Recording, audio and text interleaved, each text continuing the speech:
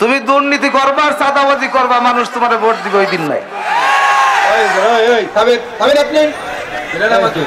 ও কি হাসিনার চেয়ে বড় শয়তান নেই তো? হাসিনা তুই কোন পার্টি নেতা?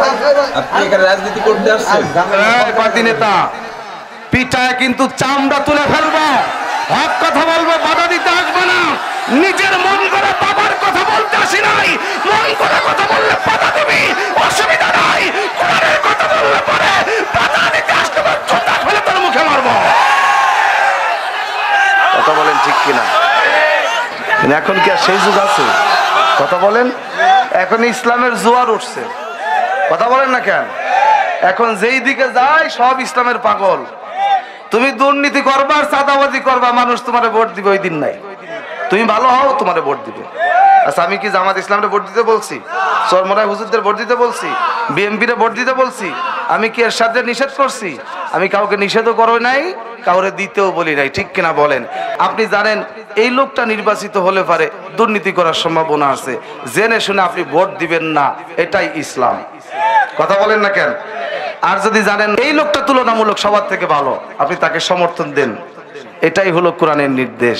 কারণ সামনে নির্বাচন, কারণ আমার দেশের মুসলমান একটা ভোটের কারণে বেঈমান হবে, 5 টাকার একটা চা খেয়ে আকিস বিড়ি খায়ে হারামখোরকে ভোট দিবে, এটা তো আমি একজন আলেম হয়ে মানতে পারি না। কথা বলেন ঠিক কিনা? এই জন্য আমরা ন্যায়ের পক্ষে, জোরে বলেন ঠিক কিনা? যদি আপনার এলাকার যোগ্য সব দিক থেকে সৎ, সে বিএনপির হতে পারে, নামাজি সৎ, অন্য জামাত চরমনায় যে কোনো দলের হতে পারে, যে বেশি সৎ তাকে দেব। তো এখানে কি আমি কোন নির্দিষ্ট দলকে দিতে বলেছি? তাহলে কোনো অসুবিধা আছে? আমরা হকের পক্ষে ইনশাআল্লাহ। তুমি সাহস কত, তোর কলিজা কত বড়, তোর কলিজা টাইনি ছিঁড়ে ফেলা উচিত। তুই মদের লাইসেন্স দিস সংসদ ভবনে বসে। যে দেশের সংবিধানে বিসমিল্লাহ থাকে লেখা, সে দেশের সংসদে হয় মদের আইন বৈধ রাখা। বলো না কাকে ছেড়ে কাকে রেখে বলবো কথা, বলো না কাকে ছেড়ে কাকে রেখে বলবো কথা।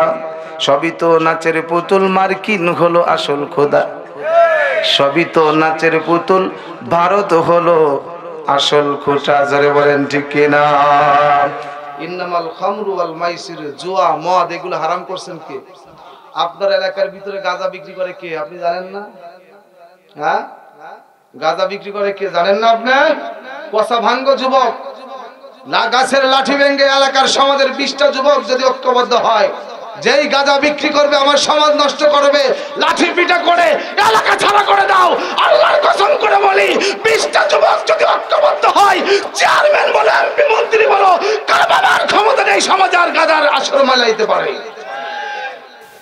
তোমার সমাজের ভিতরে কোন দোকানে বসে বসে রাত 12টা পর্যন্ত জুয়া চলে, তাসের আড্ডা চলে, তোমরা জানো না? হ্যাঁ, এগুলোর বিরুদ্ধে কথা বলা লাগবে। কথা বলেন ঠিক কিনা? রাগ হইতেছেন, কষ্ট পাইতেছেন, হক কথা তিতা লাগে।